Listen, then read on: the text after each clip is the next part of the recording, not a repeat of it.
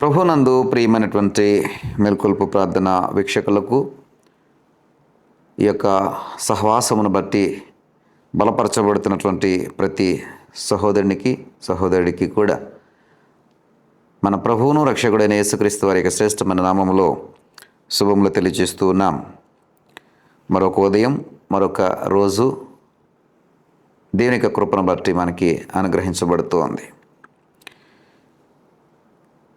సంతోషకరమైనటువంటి ఆనందదాయకమైనటువంటి దేవుని యొక్క మాటను తీసుకుని వచ్చుట ద్వారా మరింతగా మిమ్మల్ని సంతోషభరితులను చేయాలని, మరింతగా మిమ్మల్ని ఆనందంతో నింపాలని ఈ మేల్కొల్పు ప్రార్థన సహవాసంను మీ ముందుకు తీసుకొని వస్తున్నా. ప్రియ సహోదరుడా, ప్రియ సహోదరి, కీర్తనకారుని యొక్క మాట 65వ కీర్తన 8వ వచనంలో, ఉదయ సాయంత్రముల ఉత్పత్తులను నువ్వు సంతోషభరితులుగా చేయుచున్న. ఉదయ సాయంత్రముల ఉత్పత్తులను అంటే ఉదయమున వచ్చే ఉత్పత్తులు, సాయంత్రమున వచ్చే ఉత్పత్తులు, ఇవి రెండు రకాలైనటువంటి ఉత్పత్తులు మనం చూస్తూ ఉన్నాం. అంటే ఉదయమున వచ్చేవి, సాయంత్రమున వచ్చేవి. సూర్యోదయం మనం ఉదయాన్నే చూస్తూ ఉంటాం. మనకి ఇంకా కొంచెము చాలా సులువుగా అర్థం అవడం కోసం ఉదయాన్నే మన ఇంటికి వచ్చే ఉత్పత్తులను మనం ఒకసారి నేచురల్గా డైలీ లైఫ్కి అవసరమైనవి మనం ఆలోచన చేస్తే, మరి చక్కటి పాల ప్యాకెట్ వాడు ఉదయాన్నే వస్తాడు. న్యూస్ పేపర్ వాడు ఉదయాన్నే వస్తూ ఉంటాడు. ఇలా ఉదయముననే మరి మనల్ని పలకరించేటటువంటి కొన్ని ఉత్పత్తులు ఉంటాయి.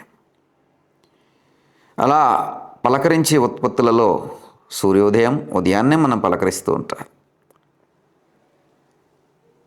ఇలా ప్రతిదీ కూడా ఒక మరి పక్షుల యొక్క కోలాహలం మనం చూసినట్లయితే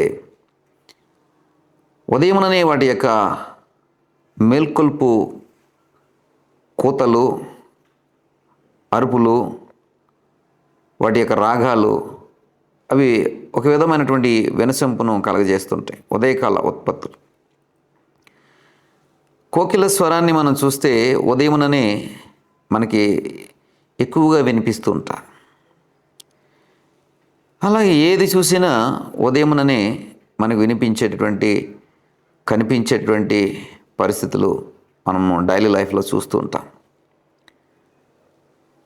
మరి ఆ గడ్డి మీద పడిన మంచు బిందువు చూడండి, అది తలతల మెరిసిపోతూ ఆ పొలంలోనికి లేదా ఆ తోటలోనికి వెళ్ళినప్పుడు ఆ మంచు బిందువులు, ఆ రాత్రి కురిసినటువంటి మంచు ఆ బిందువులుగా ఏర్పడి ఆ సూర్య కిరణాలు వాటి మీద పడుతున్నప్పుడు వాటి యొక్క అందము వర్ణనాతీతంగా ఉంటుంది. వాటిని చూసినప్పుడు చాలా సంతోషం కలుగుతుంది, వాటిని చూసినప్పుడు చాలా ఆనందం కలుగుతూ ఉంటుంది. ఇవన్నీ ఉదయాన్ని మాత్రమే చూడగలుగుతాం. సాయంత్రానికి కొంచెం ఎండొచ్చే సమయానికి అవి ఉండవు. ఉదయాన్నే చూసేటటువంటివి అవి. ప్రియ సహోదరుడా, మరి ఈ విధంగా ఉదయకాల ఉత్పత్తులు దేవుడు సృష్టించి భూమి మీద ఉన్న నివాసులకు ఇస్తూ ఉన్నాడు. ఎందుకని? అవి సంతోషాన్ని కలుగు చేయాలని, సంతోషభరితులుగా చేయుచున్నావు అంటే వాటన్నిటిని బట్టి మనము చూసి ఆనందించి సంతోషము పొందడానికి, మన మది నిండా ఆనందం నింపుకోవడానికి. అలాంటి ఉదయకాల ఉత్పత్తులలో మరొకటి ఈ మేల్కొల్పు ప్రార్థన సహవాసం. ఈ మేల్కొల్పు ప్రార్థన సహవాసము ఉదయకాల ఉత్పత్తిగా మనందరికీ ఇవ్వబడుతుంది. ఎందుకంటే మనకి సంతోషాన్ని ఇవ్వాలని, మనకి ఆనందాన్ని ఇవ్వాలని, మనల్ని ఆత్మీయంగా మరింతగా బలపరచాలని, ఈ ఆనంద జీవితానికి ఈ యొక్క మేల్కొల్పు ప్రార్థన వాక్యము ఎంతో సహాయపడాలని ఉదయకాలపు ఉత్పత్తిగా మనకి ఇవ్వబడుతుంది. కాబట్టి ఉదయముననే చూడవలసినటువంటి ఆ దృశ్యాలను ఉదయమే చూస్తే ఎంత ఆనందం కలుగుతుందో, ఉదయాన్నే వినవలసినటువంటి ఆ శబ్దాలను ఉదయమే వింటే ఎంత ఆనందం కలుగుతుందో, ఉదయముననే గమనించవలసిన వాటిని ఉదయముననే గమనిస్తే ఎంత ఆనందం కలుగుతుందో, ఎంత సంతోషం కలుగుతుందో, అలాగా ఈ మేల్కొల్పు ప్రార్థన ద్వారా మరి అలాంటి అనుభవం మీరు కలిగి ఉండాలని ఉదయముననే ఉదయకాల ఉత్పత్తిగా మరి ఈ వాక్యాన్ని తీసుకుని వస్తున్నా. ప్రియ సహోదరుడా, సహోదరి, ఈ పాడేరు ప్రాంతంలో వంజంగి అనేటువంటి ఒక కొండ ప్రాంతము, ట్రైబల్ ఏరియా ఉంటుంది. అక్కడ ఉదయముననే ఆ మబ్బులన్నీ కూడా ఆ కొండలను ఆవరించి వెండి మబ్బులుగా ఏర్పరచబడతాయి. అవి రాత్రంతా ఆ కొండల నడుముకు ఎప్పుడు చేరుకుంటాయో, ఎలా చేరుకుంటాయో తెలియదు. కానీ సూర్యోదయము అలా సూర్యుడు ఉదయించే సమయానికి, ఆ వెండి మబ్బులలో నుండి ఆ సూర్యుడు అలా ఉదయించే సమయానికి ఆ కొండ ప్రాంతం అంతా కూడా మరి ఆ మబ్బులతో అలాగా ఆవరించబడి ఒక తెల్లటి పానుపులాగా, తెల్లటి పరుపులాగా కనబడుతుంది.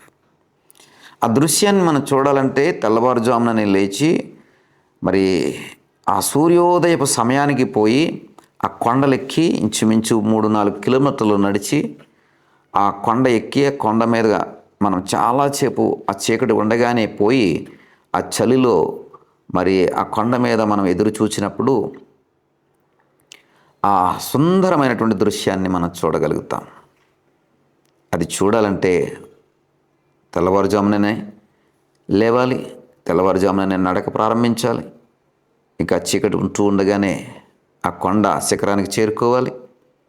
ఆ సూర్యోదయపు ఆ తొలి క్షణం నుండి ఆ దృశ్యాన్ని వీక్షిస్తూ ఉంటుంటే అద్భుతమైనటువంటి దృశ్యాన్ని మనం చూడగలుగుతాం. అది హృదయానికి ఎంతో సంతోషాన్ని ఇస్తుంది, హృదయానికి ఎంతో ఆనందాన్ని ఇస్తుంది. ఆ దృశ్యాన్ని కొన్ని రోజుల వరకు మన మదిలో అలాగే నిలుపుకుంటాం, కొన్ని సంవత్సరాల వరకు దాన్ని అలాగే నిలుపుకుంటాం. ఆ అనుభూతిని మనం ఎక్కడికి వెళ్ళినా పంచుకుంటూ ఉంటాం. ఎందుకంటే అది ఆ ఉదయకాలపు ఉత్పత్తి, ఉదయకాలపు దృశ్యం.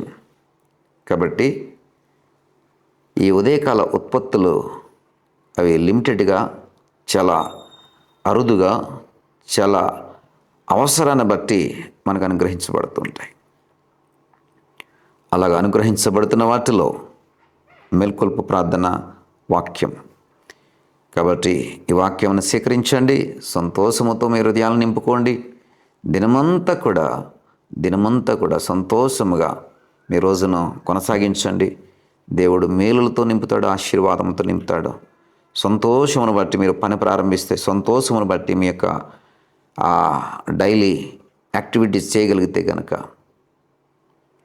చక్కటి ఫలితాలను మీ జీవితాల్లో చూడగలుగుతారు.